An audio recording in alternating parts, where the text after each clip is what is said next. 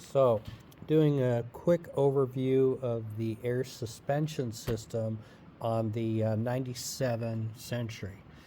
So I'm going to start with the shocks. So once you pull this cover off, you're going to have this piece here is part of the electric dampening system. I've already unplugged it. Replacement shocks don't come with these, but it's simply all it's going to do is it rotates that clockwise or counterclockwise depending on what the setting is. I believe this is connected with the sport and snow modes where it affects the transmission and also affects the ride. So these there's a guy I got a lot of information from in the UK, and he knows Lexus. He doesn't know anything about Century, but these systems are really similar. According to him, those essentially never go out, and you can see where it's going to reach in and adjust the dampener inside the shock. Now, as far as the air supply going in, I've built a test jig so I can air up the shock independently of the car system. And so in this case, I had it running all night and it's holding air nicely. When you pull off, it drops down there, this airline, you're going to notice that it's kind of a non-standard fitting. This collar threads onto the shaft. I'll show you an exposed shock later. And this entire shaft goes into the shock housing. You'll notice where my thumb is, there are two O-rings. This can be a failure point on it, and the service manual says these are non-reusable parts. So for me, I'm going to order some of these. You can get them out of Japan pretty cheap. The US, that's where I am, the US-based Lexus dealers can get those for you, but they're a special order and they're going to take you, up to a week to get. But for me, I'm going to put it back, but I'm going to have extras on hand because that's just silly to have a $2 part stopping you. So now the shock itself, this is one of the front shocks pulled out, and you see where the dampener is going to go on there. Airline will connect up here, and that is actually an M12, very non-standard. When I built the test jig, that was the biggest problem. I had to go to a different state to get a fitting. Typical failures that I'm coming across, people see oil down in this part, and if you've got oil here, you're just dead. There's nothing that can be done about it. There are some folks, I think in Poland, that say they can rebuild the airbag system, but I don't think they touch it when it's down here. Now, an interesting note is they have a part number right here on the shaft, and that part number is the exact same one for the right and the left front. So when you're ordering, the Toyota Epic data tends to have a left and a right listed, but when you drill down, it's the exact same part. They have the dampener twisted around, and it'll always face in towards this. Now, some questions I do see coming up. This is a protective boot, and some of them are pretty badly cracked. That doesn't mean that you have a failed shock. It just means that this protective cover for rocks and anything else coming up for the road has taken some hits. If you remove this tie wrap and look in there, you can actually now see underneath there, and some folks say you can roll it back. I've never seen that, but the airbag starts down in here. So this is just nothing. This particular shock, when I run it on my jig and on the car, it does lose air overnight. The air levels, I'm sitting with the car up at that height, which is nice and level, 30 inches from the floor to the top of the fender trim, I'm at 96 psi. So I've been able to just set the rig up on this, walk away from it, and this shock was bleeding down without the weight of the car. I was losing probably 5 psi every 12 hours or so. So in a day, I'd lose 10 psi out of it. Okay, so here's where the interesting stuff is. This is, let's see, right in front of the right front under the bumper. You have to pull the wheel off, remove this shield, and what we've got here, first thing you see is the compressor. Out of the top of the compressor runs over into the bottom here of, and I call this the splitter valve. And what it's doing is it's taking, let's see, there's an electrical line at the top, and there are O-rings inside this sealed valve. You've got going off to the, I believe, center. This is the left wheel, and this is the right wheel shock. And then out of the back, you can see this fitting here, that runs off to the rear of the vehicle with one line. There's another one of these valves listed, and I understand it is by the differential. So, all right. So a little bit more here. A couple of wear items. Compressors can get noisy, and let's see. See right here, there's a bushing. There's 3 bushings, another one up there, and then there's one on the back side. It's my understanding, and I've seen the part numbers, when your compressor starts rattling, you can see I've got a lot of play there on this one. That is like a $3 bushing. So on my next order, I'll be ordering O-rings for those fittings, and I'll replace that bushing, which just pops right in. And the top one looks really good. You can see the kind of where it's collapsed. It's collapsed there, non-existent. And the top, I've got quite a bit of rubber sticking out of there. So this will quiet down a noisy compressor, because that thing's going to be going up pretty intensely. So when the wheel assembly, and we'll talk about that in a little bit, sends a message to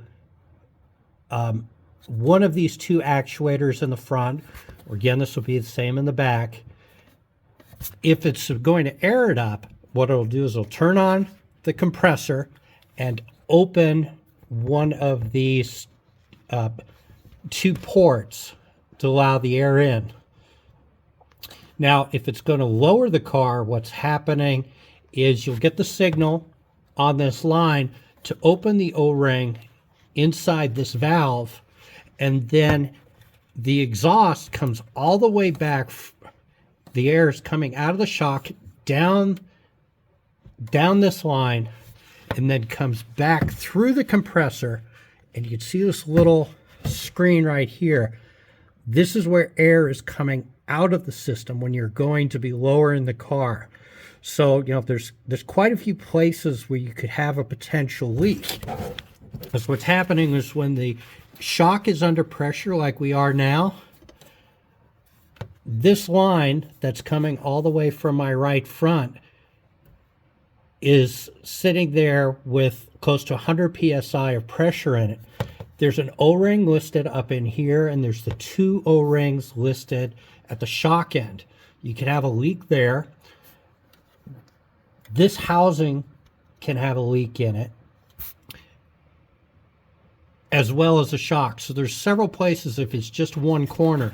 And again, this back line is heading, this goes back towards the rear of the car, and there's another one of these with its O-rings and its own electrical connections back there, which are going to be controlling your air up and air down. And again, if you're going to be having air come out, which potentially anywhere along the line if you've got a leak. It could be any one of those points up until it's coming out here. And there's I believe, a small gate valve inside this section. And I don't think it's a repairable item, but that gate valve is allowing air to come back up this line, because the air is, in fact, if you're lowering the car, it's coming all the way back into the compressor, through all this, and then out through this bottom end. So it's a little bit of a complicated system, but nicely they've got a few replacement parts in there. And then finally,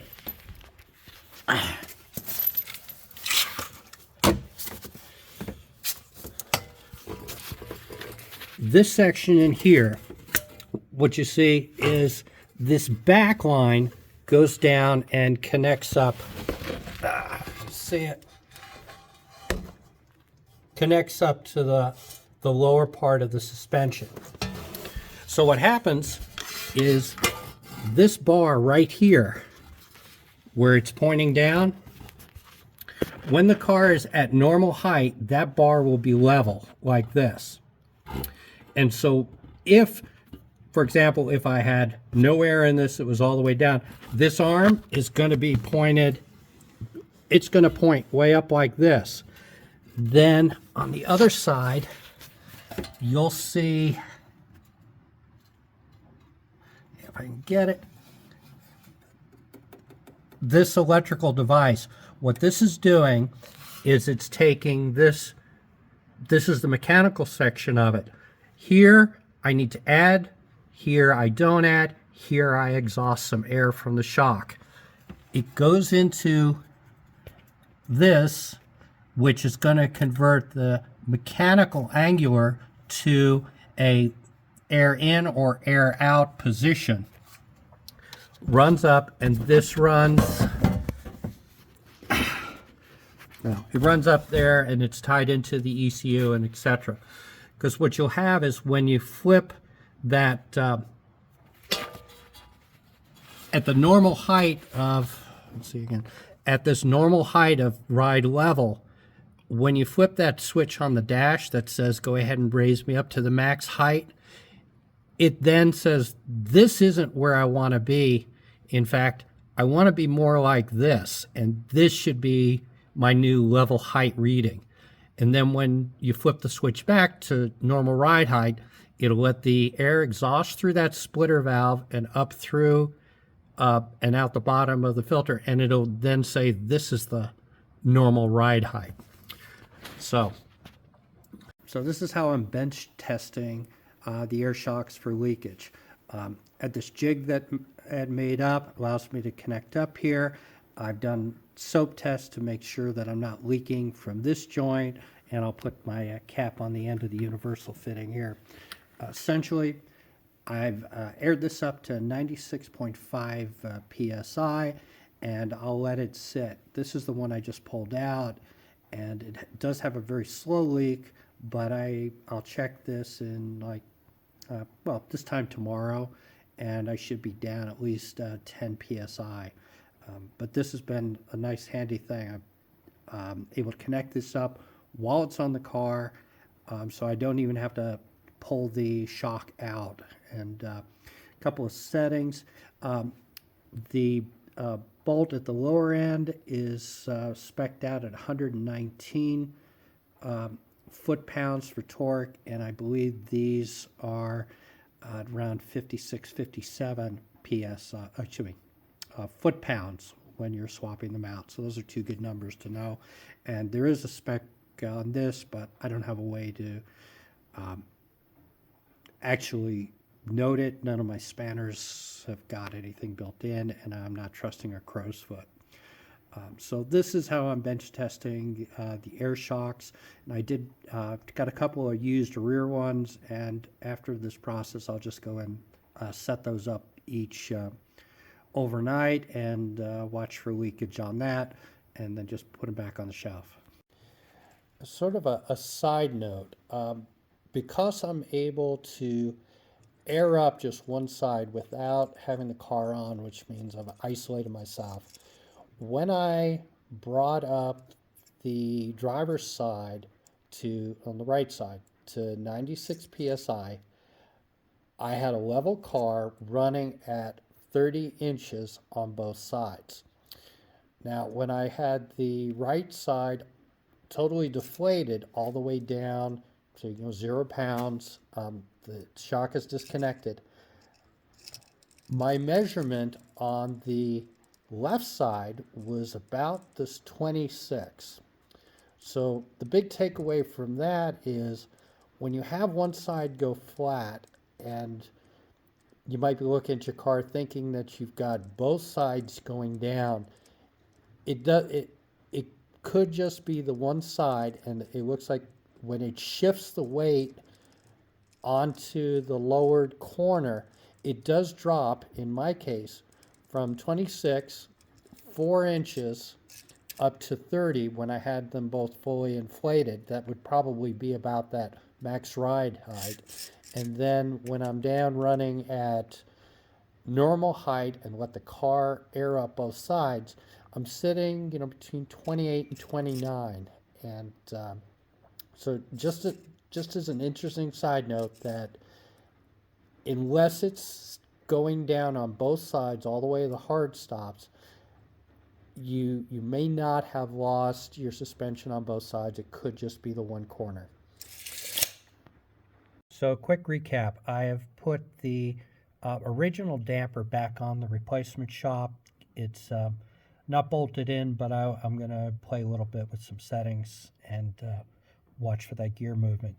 I've pulled the jig off and replaced that Honey Dipper style fitting in there. And be aware, if you're going to cut that airline, it's not a standard off the shelf, and the Honey Dipper part is actually part of that airline. So you can replace the O-rings, but you're not going to find that airline fitting at all. You're going to have to make something up. So I'd be really cautious if you're going to cut those airlines, cut them in a place where you can splice them, or you're going to have to buy a whole new airline. So the way this is going to work is when that mechanical actuator is in the wheel and it says, hey, I'm gonna need some air, it'll fire off the pump, open up the particular port on any one of the 4 wheels that's asking for it, add the air in, it'll come up and just simply air up the bag. Then once that actuator, the mechanical actuator, gets to where it's happy and it's sitting horizontal, it tells the sensor that's behind the wheel to turn everything off, and you'll just sit there idling. When you're going to have to lower that wheel, so the arm is pointing down, it will send the electrical signal to one of the 2 valves, whichever's connected to that wheel, and it then allows the air to pass all the way from the shock out through those one of 2 valves, back through the pump and out through that the bottom of the air compressor. So if you've got a leak, it can be anywhere throughout the system. It might not just be the shock. So they do say O-rings are not reusable. There's 2 here, 2 at the other end at the what I'm calling the splitter valves. I'm not taking them apart to see, but I believe it's actually a formed fitting there as well. And then you have one more potential where it's got the gate valve inside the compressor. So this is basically everything I know about the early Gen 2 Century. So mine's a 97. I understand all the way up to 05, and then they've changed some parts, but I've never seen one to really see it. And many of these parts are right off an LS 400. They had it as the 21 chassis code in Japan and Europe. In the States, they never identified as 21. It was the UCF 20, but they instead optioned air suspension instead of having the designation of the UCF or whatever it is, 21. So that's pretty much what we've got, and I hope this helped you.